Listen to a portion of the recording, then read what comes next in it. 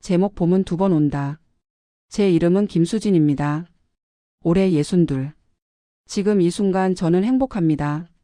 하지만 이 말을 하기까지 참 오래 걸렸습니다. 1987년 봄. 대학교 4학년이던 저는 2년 선배 민호 씨를 만났습니다. 벚꽃나무 아래에서 처음 그를 봤을 때 제 심장은 이상하게 뛰었습니다. 후배님 괜찮으세요? 얼굴이 빨개졌는데. 그의 걱정 어린 목소리. 2년 열애 끝에 결혼했습니다.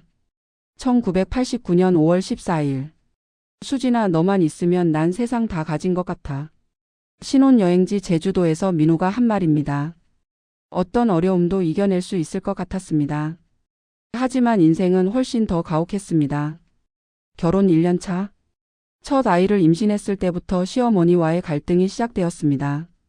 아들 낳아야지. 딸이 태어나자 산후조리원에 한 번도 오시지 않았습니다.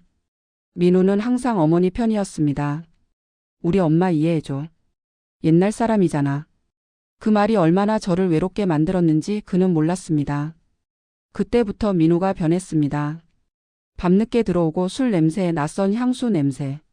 와이셔츠에서 긴 머리카락을 발견했을 때 손이 떨렸습니다. 하지만 아무 말도 못했습니다. 우리 세대는 참는 게 미덕이라 배웠으니까요. 상황은 더 나빠졌습니다. 민호는 술을 더 마셨고 손을 들기 시작했습니다. 가장 끔찍했던 건 아이들 앞에서였습니다. 7살 지연이와 5살 준호가 울며 매달렸습니다. 아빠, 엄마한테 그러지 마. 그날 밤 화장실에서 소리 죽여 울었습니다. 거울 속 제 모습이 너무 초라했습니다. 민호가 사업을 한다며 제 명의로 1억 원을 대출받았습니다. 나만 믿어. 하지만 사업은 실패했고 그 빚은 제 이름으로 남았습니다. 1998년 겨울. IMF로 나라가 힘들던 그 해. 민호가 말했습니다. 이혼하자. 나 다른 사람 만나고 있어. 그 사람이 대출은 정리해준대. 조건이 이혼이야. 그때 알았습니다. 저는 돈과 맞바꿀 수 있는 물건이었구나. 그날 밤 아이들이 제 방으로 들어왔습니다. 둘 다 울고 있었습니다. 우리가 잘못한 거야? 우리 때문에 아빠가 가는 거야? 아니야, 준호야. 너희 잘못 아니야. 지연이가 말했습니다. 엄마, 나 아빠 싫어. 엄마랑 살고 싶어. 엄마 떠나지 마.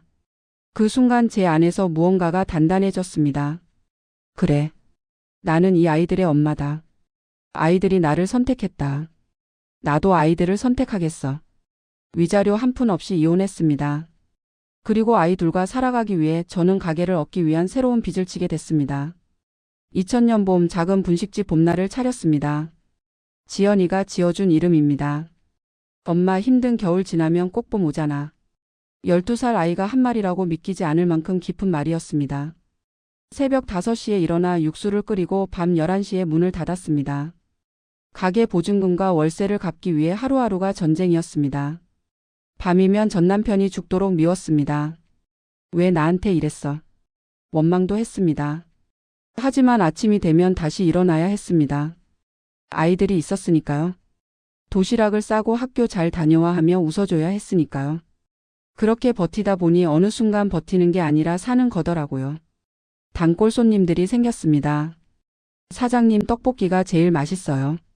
그런 말 한마디가 저를 살게 만들었습니다. 아이들이 자라는 모습을 보는 게 제일 큰 힘이었습니다. 지연이는 열심히 공부했고 준호는 가게 청소를 도맡았습니다. 엄마는 힘드니까 내가 할게. 그 어린 것들이 얼마나 장하던지. 세월이 흘러 지연이는 취직했고 준호는 디자인을 공부했습니다. 가게를 위해 졌던 빚도 다 갚았습니다. 2015년 가을. 제 인생의 두 번째 봄이 찾아왔습니다. 단골 손님 상민 씨. 초등학교 선생님이셨던 그분은 매일 오셔서 저와 이야기를 나눴습니다. 사장님, 저랑 밥 한번 드실래요? 가게 아니고 밖에서요. 심장이 두근거렸습니다. 23때와는 다른 느낌. 더 조심스럽고 더 따뜻하고 더 깊은. 저도 혼자 살아왔습니다. 외로웠어요. 하지만 사장님을 보며 용기를 배웠습니다.